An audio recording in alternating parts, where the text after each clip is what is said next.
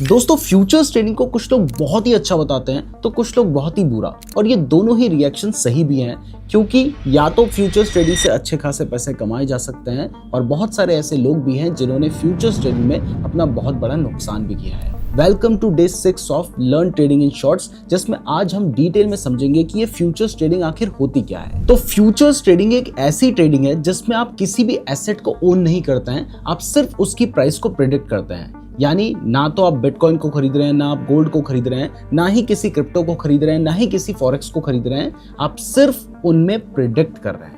अब इसका फायदा ये होता है कि अगर आप बिटकॉइन खरीदेंगे तो वहां पर सिर्फ एक ही तरीका है पैसे कमाने का, वो ये है कि बिटकॉइन की जब प्राइस बढ़ेगी तभी आपको फायदा होगा। लेकिन जब फ्यूचर्स ट्रेडिंग की बात आती है तो यहाँ पर आपके पास दो तरीके होते हैं। पहला तरीका तो नॉर्मल है कि प्राइस बढ़ेगी तो आपको फायदा होगा, लेकिन आप पहले चीजों को बेचकर बाद में सस्ते में खरीदकर भी प्रॉफिट कमा सकते हैं। यानी यहाँ पर आपको प्राइस गिरने पर भी फायदा हो सकता है। मतलब यहाँ पर आपके पास दोनों डायरेक्शंस में ट्रेड करने का ऑप्शन है।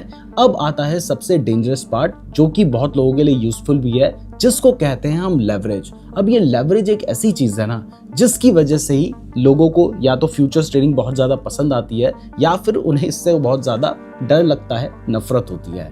कारण यह है कि लेवरेज आपकी जो कैपिटल है उसको बहुत बड़ी भी कर सकता है, और अगर कैपिटल बड़ी होगी तो लॉस होने के जो चांसेस होंगे वो फास्ट हो जाएंगे।